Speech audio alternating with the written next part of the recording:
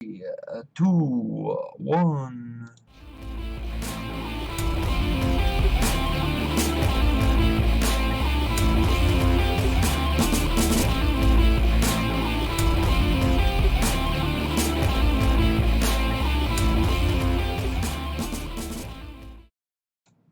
Welcome, everybody, to Geekvice episode 263, proving any vice with enough geek can become a virtue. My name's Morph. That man's Kip. Good evening, Kip. Good evening. You are back from a nice little traveling work stuff, right? And you're back just in time for some fun stuff. So, I don't know, Absolutely. did you do anything fun over the last week or just travel with work? Just traveled for work. I'll take that back. On my way back, I stopped and saw my parents since they also live in Colorado. Nice. And, you do things that you do with your parents. Yeah. Also shot some guns. Very cool. All That's those people always who were good. anti-gun, earmuffs. I actually shot guns. We shot an AR-15 and a 22 rifle. Nice. And we had an 1/8 inch steel plate that we were using for target practice. Yeah. The AR uses 223 bullets, and Dad was firing, and the target wasn't even moving. It was free hanging, so it should be swinging. And it's not even moving. Dad must be a terrible shot. And then after he was all done, we walk up and realize the bullets went through the steel plate so fast that the plate didn't even move. Oh, shit. Yeah. So That's Dad impressive. wasn't a terrible shot, but and then we pulled out the 22, and the bullets couldn't go through the steel plate; it just kind of dented it. Yeah. So going from an AR-15 to a 22 felt like going from an actual rifle to a BB gun. Yeah. Yeah. I can see that. Yeah. Yeah, So that was fun. I don't get to shoot very often. I don't own any guns, but Dad's got a few, so yeah. we took advantage of it. There you go. Not all bad there. Not all bad there. And there wasn't well, you didn't miss a whole lot last week other than Billy showing up and rocking it with a little Marvel X-Men goody news. So that was fun. Oh yeah, And anytime we can hang out with Billy, it's always good. yeah, and Eddie and Jesse decided to crash the chat and really make things difficult. So we'll see if they show back up this week. It was fun. It was fun. They were hilarious, as Eddie and Jesse are. For those of you who don't know Jesse, he's one of the hosts of the Grolix podcast, and really good dude. Really good. Really funny. I met him. I think the last time we were up there at I was up there at O Comic Con. I think I met him.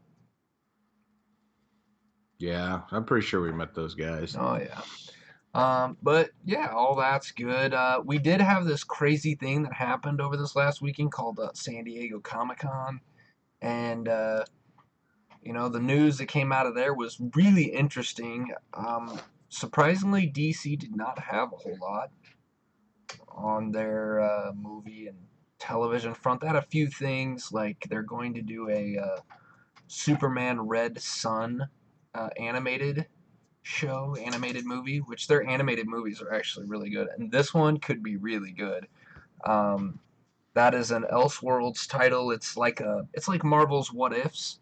This is what if Superman didn't landed in Russia rather than the United States. Oh wow.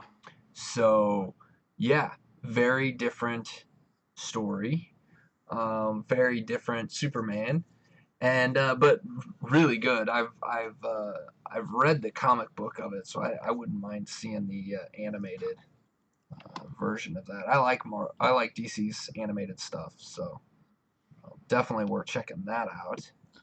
So Superman as a commie pinko, huh? Right, right. Definitely different than the Russians that we're going to talk about later in the show. But for right now, I kind of want to talk a little bit about Marvel's stuff that they released for their movie for Phase 4, at least the first half of Phase 4. The phases have usually last somewhere in the 3 to 4 year range, and this was only 2019 and 20, or I guess 2020 and 2021 were all that was really discussed. So we're guessing that there's going to be more released at the what is it, D23, that's I think in the next couple months.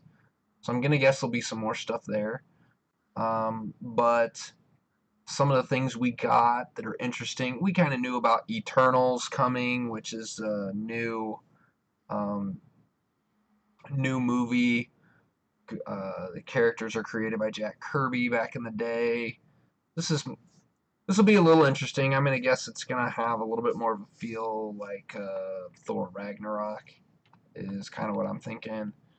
But really kind of cool. Got some interesting people, actors: Selma Hayek, Richard Madden, Angelina Jolie is cast in it. So it'll be a little interesting. Eternals are kind of like I think actually Thanos is an Eternal. So these are like space creature god type things. And Kind of like Ego was. yeah, kind of. Yeah, kind of like that. I think Ego is more of a like I think he's considered like a celestial. Oh, So that's what Celestial. Yeah. yeah, so he's like even above the Eternals. Um, but yeah, it's I don't know. Could be really cool. I don't know a lot about them, but I'm interested to see what they can do. The other movie that they mentioned was I guess that Eternals is projected November 6th of 2020, so about a year and a half away. The other movie that I'm actually really looking forward to is Shang-Chi and the Legend of the Ten Rings. This is scheduled for February of 2021.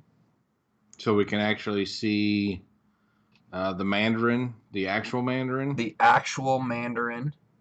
That's what they're talking about here. And also, I'm curious because this Shang-Chi is a very I mean, this is going to be a kung fu movie. This is if this movie is what Iron Fist could have been. Let's put it that way. So if we're gonna have the Mandarin and the Ten Rings, so we're talking about magic in there, but Shang Chi is not a magic guy. He's a kung fu guy. He is like the Iron Fist except better. So really interested to see what they do with this and how this ends up playing out. Could be really cool. But really looking forward to that. What other movie did they have? The other Doctor Strange movie, Doctor Strange in the Multiverse of Madness.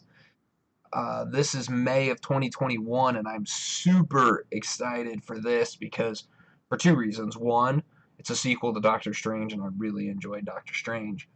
But also, this is going to be Marvel bringing up the multiverse. This will be the first true answer to the multiverse and what it is. We kind of there was talks that it might come out in the Spider-Man Far From Home, but it really ended up more just being a made-up lie. So this is really going to give us um, more of what did Endgame do with these Infinity Stones when they took them. So I think that's really cool and gives them lots of interesting things they could do with that, different stories they could take on. And so I think that's really cool. That is pretty cool. I mean, yeah, that's just like a free pass. You can write whatever the hell you want there. That's what I like about it. Yeah, yeah, I think that's really awesome. And then that is going to we'll kind of from there let's go into some of the TV shows that they announced because this this was also interesting that I thought they were going to do. All the TV shows that they talked about are going to be on Disney Plus, Yeah, which, damn it. Now I'm going to have to get Disney Plus next right? year. Which we kind of saw coming. But I'm planning on getting it anyway because immediately on Disney Plus, all of the Disney movies are going to be on there. All of the Pixar movies, Star Wars movies, Marvel movies are all going to be on there too. So like this is going to be like a perfect opportunity to just be able to watch whatever you want. I think that'll be awesome. Um, but the Doctor Strange movie is were they were told they mentioned that Scarlet Witch was going to be appearing in there, and that the events from that movie, or vice or from the TV show Wanda and Vision, or WandaVision, I think is what they're calling it. Um, those the TV show and the movie could actually be connected, and events from each of them will play off into the other one. So I'm really interested to see how they do that because they kind of did that with Agents of Shield and the Winter Soldier. Um, Captain America: Winter Soldier and the rise of Hydra in that movie affected how Agents of Shield actually played out in the middle of their season. So Yeah.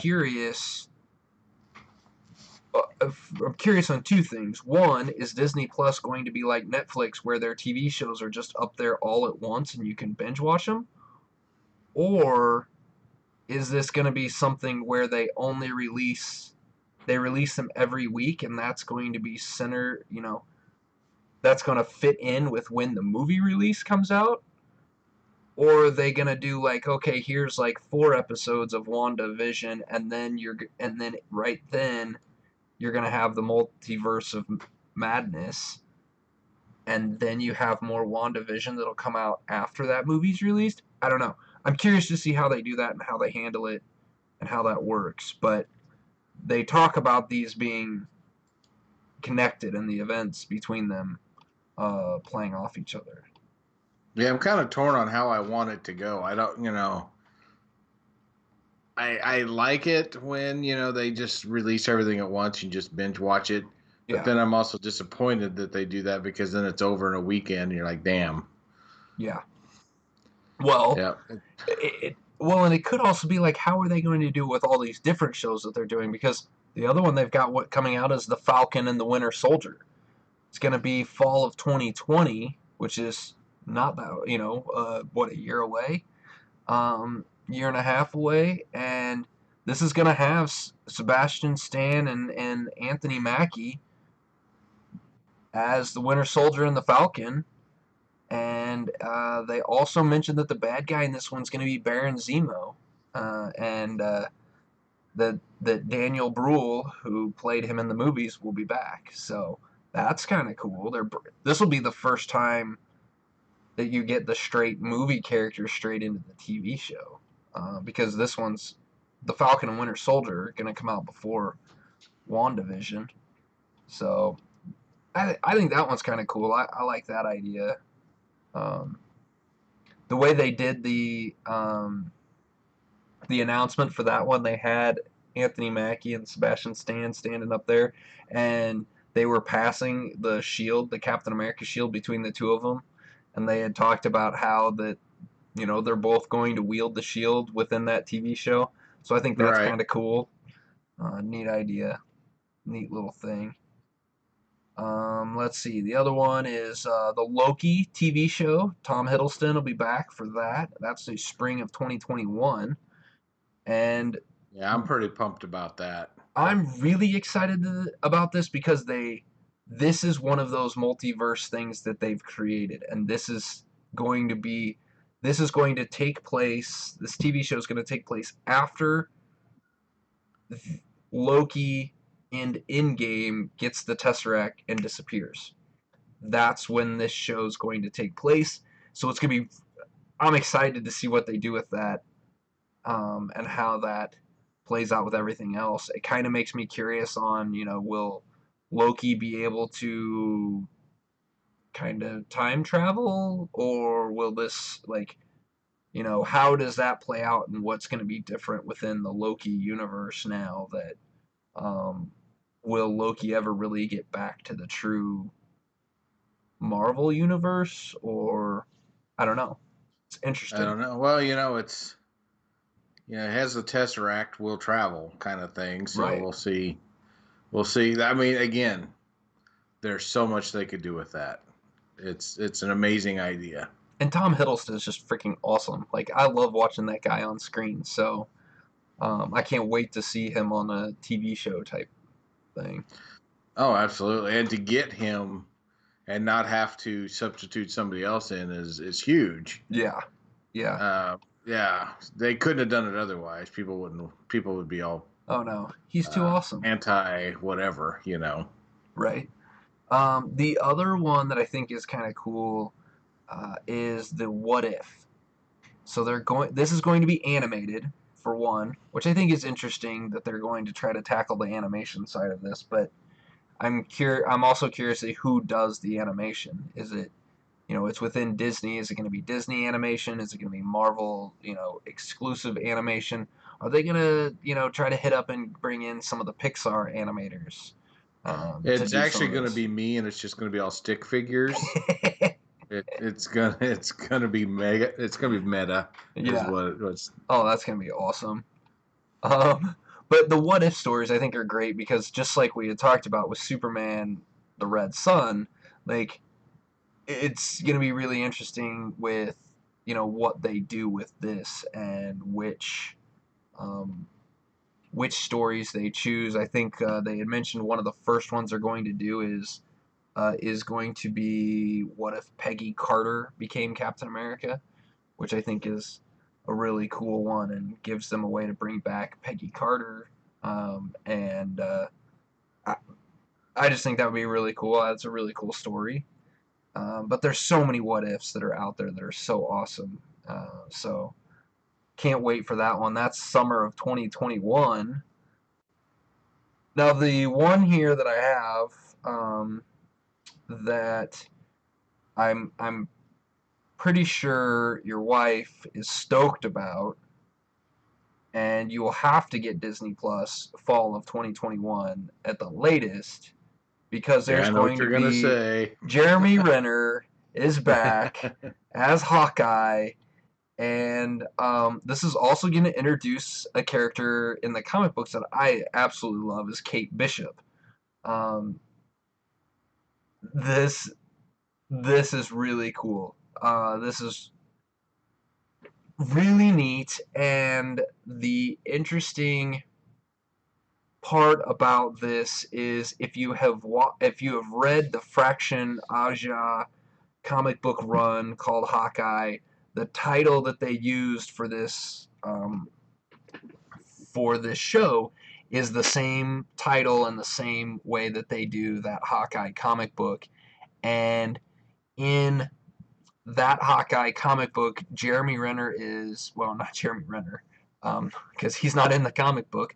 Hawkeye is retired basically, living in an apartment trying to stay out of trouble, and it's hilarious because the the other people that live in this apartment, it's like this rundown slumlord apartment, and the people that are living there are going to get evicted because the slumlord's going to tear the thing down, and Hawkeye just like cashes in some money and buys the apartment so that it doesn't go down, but he doesn't really fix it at all.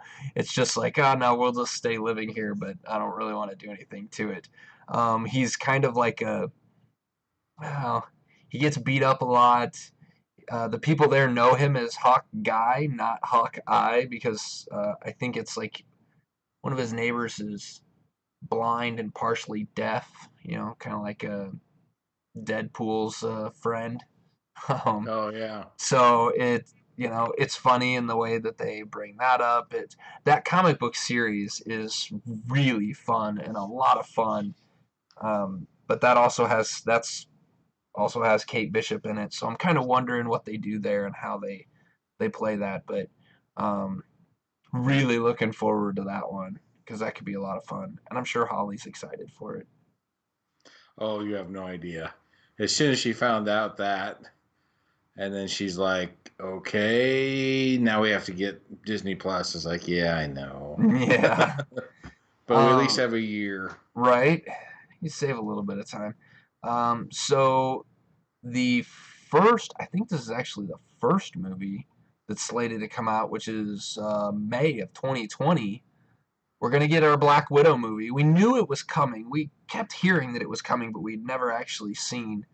Um, but they've actually already started shooting and this film, and looking forward to this. We're getting Scarlett Johansson back as Black Widow. We're also getting the bad guy as the Taskmaster, which is one of my favorite villains in Marvel Comics. He's a mimic, basically. He can mirror fighting styles and skills that he watches somebody do. He can basically mimic them exactly. So it'll be I'm expecting some really badass scenes between Taskmaster and Black Widow, because Black Widow hand-to-hand combat in the movies has always been one of my favorite parts of the movies, and now you're gonna have somebody who can do the same stuff just by watching her do it. So that's got me excited to see what they do with that. And we get to know a little bit more about Budapest. Which I've been wanting to know that since Avengers 1. So, Yeah, yeah, finally. right. Hopefully, Jeremy Renner makes some sort of appearance, but I would hope so. I don't know. He's you not can't listed. tell Budapest without him. Yeah, you don't know. We don't know because we don't know much about this movie yet. But yeah, I'm hoping so. The other movie that is coming out that I gotta bring up because I think this is really interesting. This is November of 2021. Thor: Love and Thunder. Yeah. Um, One, Jane becomes Thor. yeah, Jane Foster becomes Thor. They do say that Chris Hemsworth will be in this movie, um, and that Natalie Portman will be, obviously she's Jane. Tessa Thompson will be in this. So I'm really curious how much of the comic books they use for this and how they fit